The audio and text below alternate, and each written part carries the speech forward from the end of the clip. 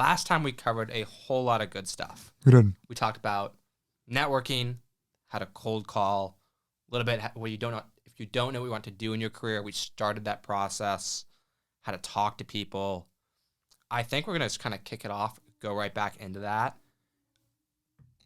We had started talking about a little bit dived into your first summer in banking, your dinners, your internships. I think we missed out a little bit. And I want to do everything but resume so far. So let's start out with, we didn't really talk about your interviews for your summer analyst. So I think that's like I think would have been a junior in college.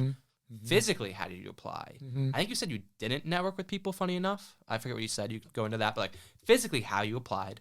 Was it online? Was it through a person? Like, how did you do that? Just go into those details and all up to that initial interview process. And you missed out on you talked about the super day, but you didn't talk about the questions. You just talked about being really good at it and knowing you would get it, which is great. But you probably prepped a lot for that too. So the reason why, I think I told you outside of the podcast on a like hangout level that I didn't network. What I meant by that was a lot of people network out of the womb. Like they start networking and exaggerate to middle school, but realistically freshman year of college. And I've heard the timelines become even more earlier as they are recruiting far earlier.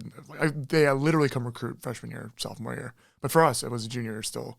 And I didn't actively network until summer going into junior year. So summer before junior year.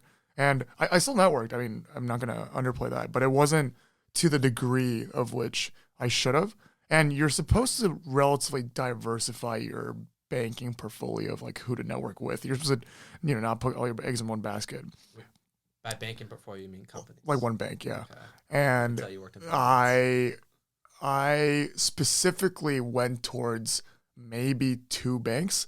One, because I don't think I was full steam ahead in banking. And it was human beings always, I think they'd come up with reasons why they won't be able to get something before they try something. So I think in my mind, I was subconsciously thinking as a 19-year-old, I'm probably not going to get this if I didn't network enough. So I'm going to create this moat.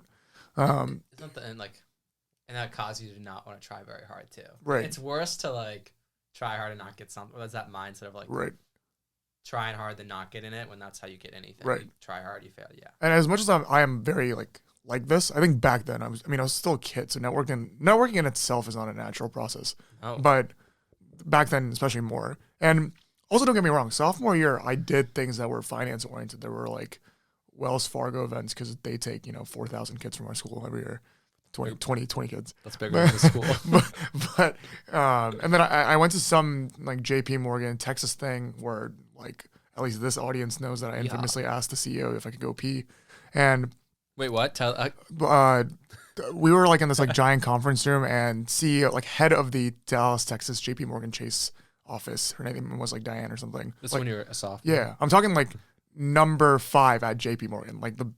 And you're in like an ill-fitting suit, probably. I'm like 18 and a half. And I just didn't. Should have been an early sign of like, this is not for me. I was sitting there, room full of finance nerds, and everyone's so anxious and like so excited about them talking about various assets they have and like the biggest deals they've ever done. I'm just like. Inversion of the yield curve. Yeah. And they have like a little packet, literally a version of the yield curve. There's a kid next to me who had a full-on pitch deck of himself about like what he has done over the years. He was 19. Like, you didn't do anything. And lady comes in, she starts talking. 2 mistakes / funny things in hindsight. I guess this is where the TikTok clip's going to come from. The first is, so Jamie Dimon was at the CEO of JP Morgan at the time as well. Okay. And everyone at the table were like talking, and then the lady was like, oh, like Jamie obviously couldn't be here. And everyone's like, like fake laugh, corporate laughter. And I was like, who's Jamie Dimon? Like super loud. Super loud. 19, like I knew Steve Jobs, and I was like, "Who's Jamie Dimon?" And everyone's like, "Ha ha ha!" And I was like, "Ha ha ha!" And then, like I searched it by myself, and I was like, "Oh, it's CEO of JP Morgan." And then the second one, I just couldn't take this like finance BS anymore, and now I'm gonna be unhireable. But I was just sitting there, and I really had to go to the bathroom, right? And there was no time to break because I was deep inside the crowd. Like it was a giant room and I was closest to the lady that was speaking and everyone's in suits. There's no catch to break. Everyone's asking these stupid like yield curve questions that they probably don't even know what they're asking. So I raised my hand. She's like, oh, like gentleman, young man, like what do you need to do? And I was like, I really need to go to the bathroom. And then everyone's like erupting in laughter. She played it off very well. And she's like, oh, like you asked the perfect timing. Go ahead. I like ran out. Everyone's laughing. And she thought you were going to ask about like gold, copper correlations. Exactly. And the irony kind of like cocky That's funny. revenge story here is that out of everyone who sat at that table, I was actually the only one that got a JP Morgan Super Day junior year and basically had the offer, but I took Lincoln instead. So go to Dallas, Texas for a large corporation. Don't know who the CEO is. And ask to go to the bathroom, and then you get a job. That's it. Done. Podcast over. Okay. Weird story. We were talking about Summer analyst. you had summer analysts. You had what was that day called? It wasn't an interview day. It was like a Which one? informational in Dallas. Oh, Informational yeah. thing? It was informational sophomore, Okay. weekend. Okay. And that's when did you start applying? So I do a summer of networking with 2 or 3 banks. And then I actually started applying July or August because some of them come like first week of September. And that year, actually, I can now name drop since I'm out When of you banking. say banks don't come to all schools. When you say come, what does that mean? Oh, so they come to these target schools, like any career fair or job fair any school has, and a lot of these banks hire specifically from schools like ours. So they physically come and typically send alumni that currently work at those banks to host like a giant networking event to get a feel for the people, and then do first or second round interviews on campus. So Wells Fargo that year notoriously came super early before everyone else. There's actually rumors that it was very intentional so that they would sweep up the kids that didn't know any better. Because Wells Fargo investment banking isn't necessarily that great. So they have to come early. And But obviously kids want to get things in the bag. It's kind of like doing early decision for a slightly bad school and feeling better at heart. Except it's different because you're still getting paid. So it doesn't really matter. So that year, I think you're in Charlotte. Right. Yes. Wells Fargo took all the out of the womb banking kids, like every single kid that if you asked who's the finance kid on campus, they got them all. So that was it. So obviously the out of the womb finance kids were putting them. They interviewed with Wells Fargo. They got offers from Wells Fargo before anywhere else. right. And I know the answer to this, but I'm gonna let you say it. What prompts them to take that offer versus the JP? So they have offer? exploding offers and they have to accept it within. Like in Harry Potter when like the pigeon comes Yes. and like a howler. Yeah. And it has to be accepted within a week or two. So now they're at this like brace for time where they're like, okay, I can take this as guaranteed, or I could wait for the bigger banks. But in a Wait, I don't think you said it would explode. Did you say it would explode? Oh, like it I don't know. explodes or you no longer have it. You no longer have it in 2 weeks. It goes away. It goes away. It figuratively an exploded offer. explodes. It's an offer you get from a company, and it says you have to accept this within 2 weeks, or it's gone. I keep thinking about the howler, so I'm literally Yeah, thinking so about distract explosion. you. So you have this offer from like Wells Fargo or another company. They're gonna give you an offer. They came early. They give you an offer. You're an out of the womb finance kid. You've wanted this your entire career, and you don't know if you're getting another offer. No. And yours expires in 2 weeks. You probably can't get an offer in that timeline. Why did the other banks not come early? It's probably better in hindsight that they did take it. I think that if you really knew how to play ball, you would tell other companies that you had that offer, which me as a slightly slyer kid did. that. And I'll go into that later. But so they all took that offer, and that basically cleared the field for this next rung of kids similar to me who either got into banking late or not that into it, but are like talented enough where they could get it. Which so I got super lucky. Like I'm genuinely admitting where all the kids that would have gotten all these higher bank and better bank offers were no longer in the race because they took Wells Fargo. And a lot of them to this day tell me that they shouldn't. That's how you got a job. For real. But I think the theme today is it's timing. I'm saying all of this really resulted. We talked about last week or 2019 best market, whatever, ever probably. Maybe. And that really was it. So they cleared, and then the banks started coming. And I'm sure they were kind of startled too, because all these kids that they networked over the summer, that they were like, this is gonna be the next, VP star candidate, was suddenly saying, I'm going to Wells Fargo. And they couldn't do it. So these banks started coming, and then I guess to tangibly answer your question, I applied through a school portal because we're a target school. So instead of applying directly to the JP Morgan site or whatever, there's a handshake, or at the time there was another link.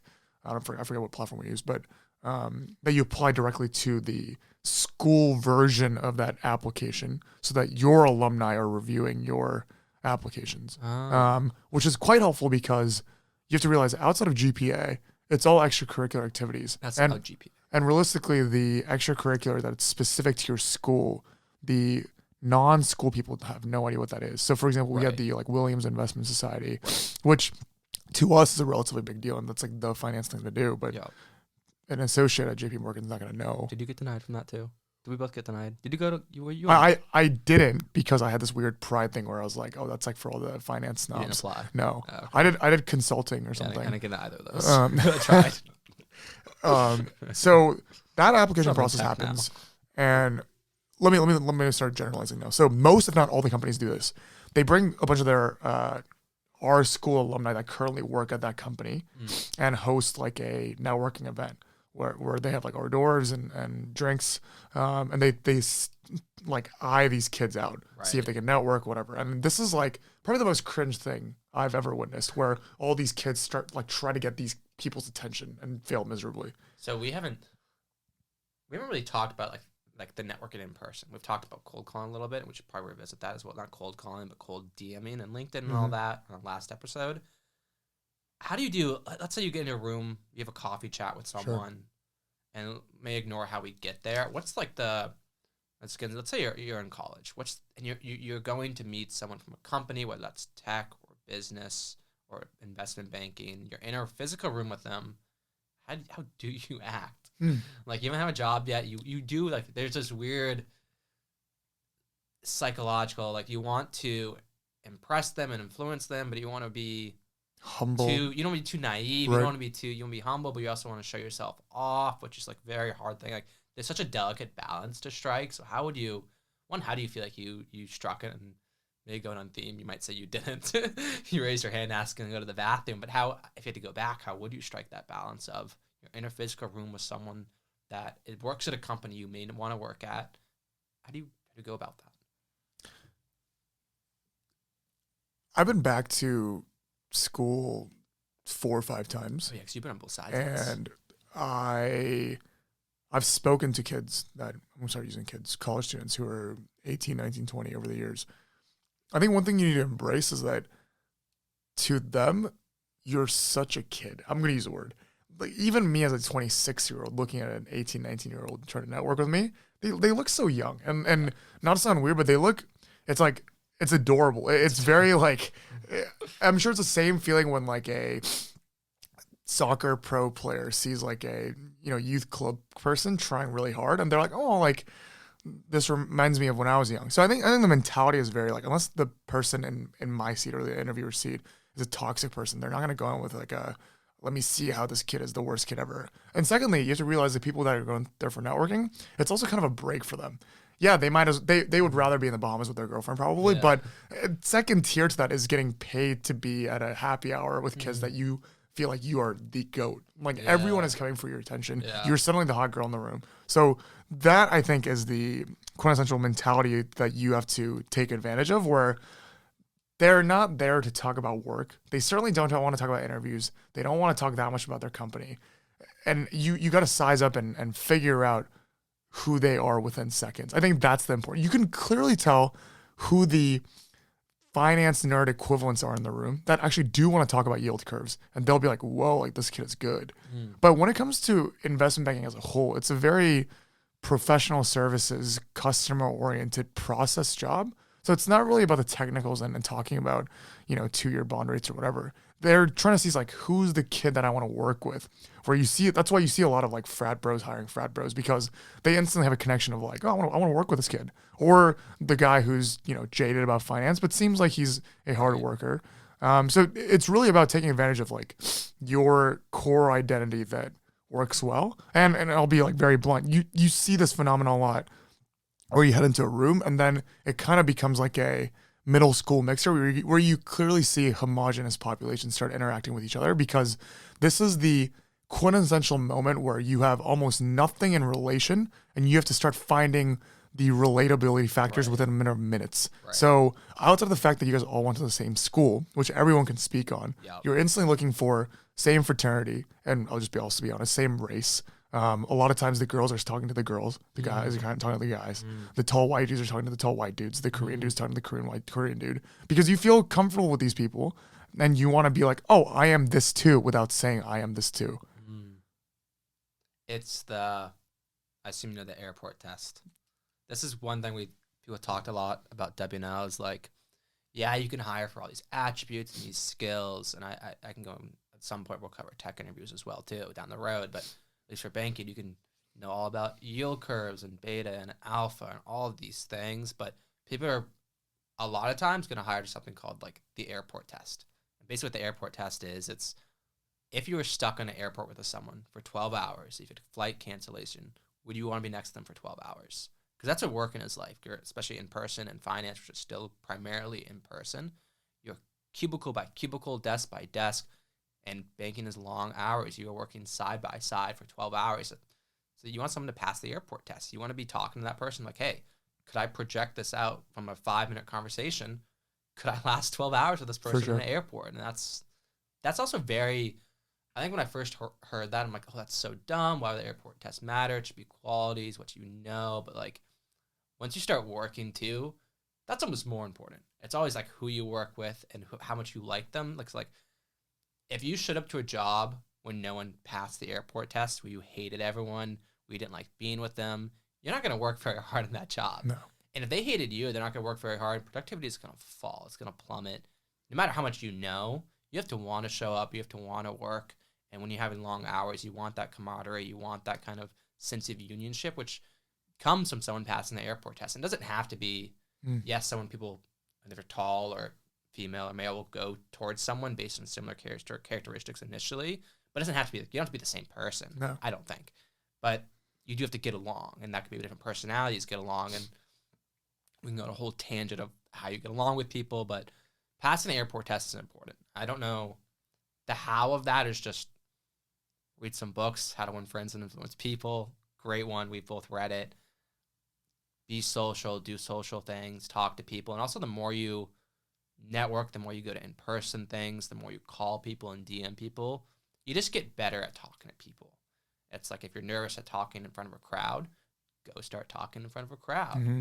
I don't think I was very good at public speaking, and I became a tour guide at WNL. And you're going to get good at it, or at least less bad at it pretty quickly. So passing the airport test is important. So you're in these things, you're talking to people.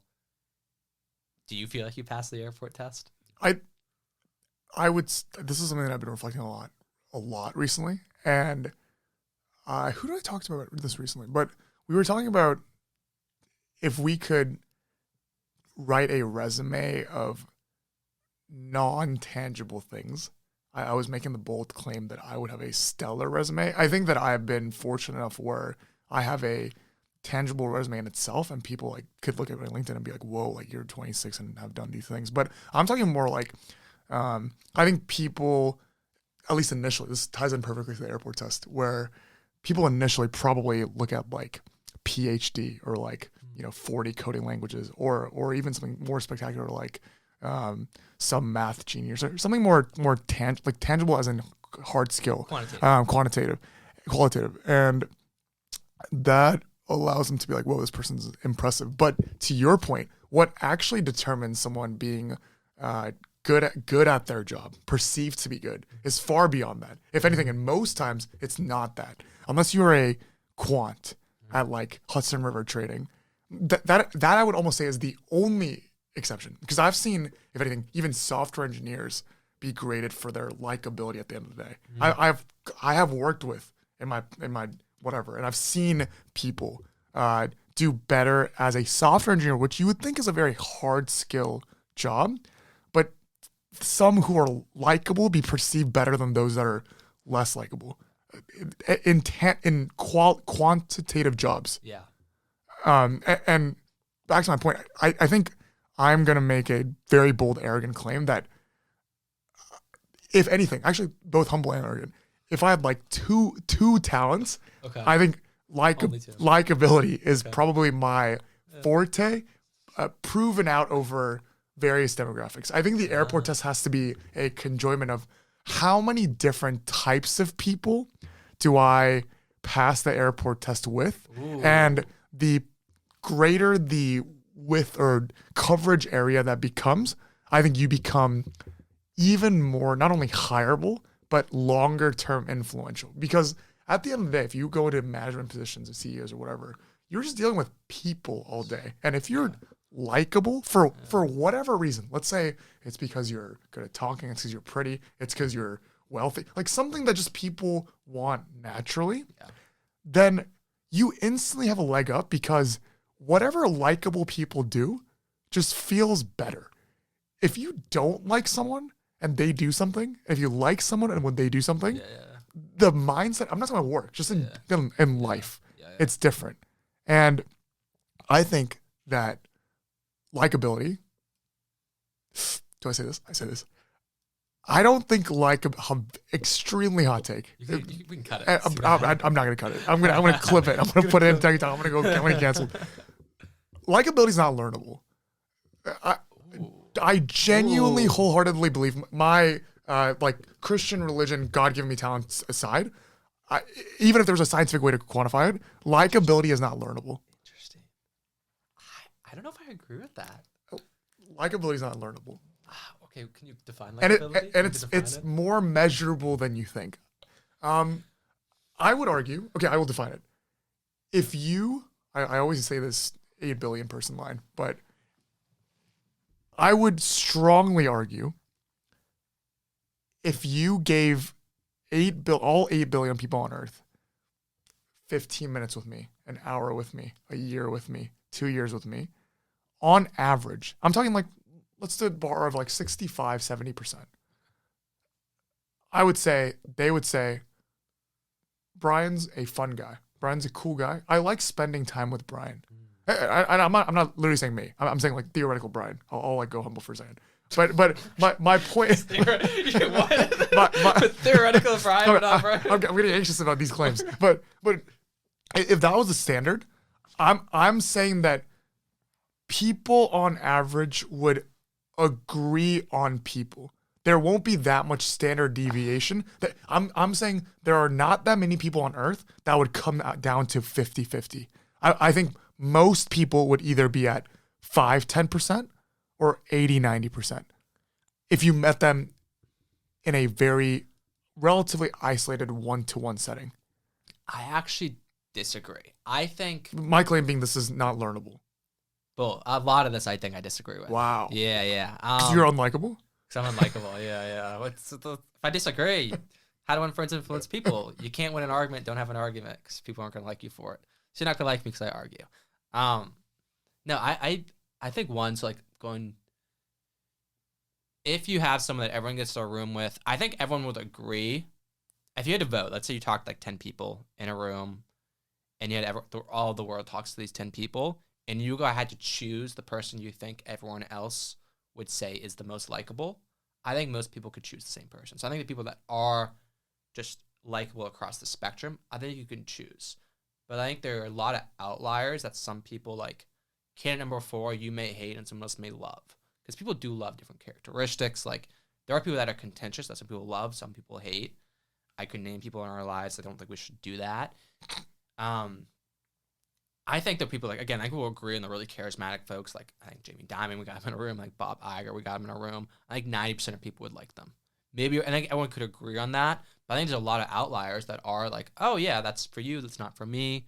I think you see this in dating a lot. Wait, that's my point. I think we're saying the same thing. I'm saying that they're either, what you're deeming outliers, they're either controversial, I'll use the word controversial, or polarizing. Sure. They're either polarizing or they're very likable. The middle ground doesn't exist.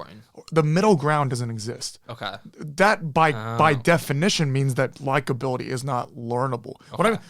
Sure, I think you can put a facade and try your hardest, but I think even that is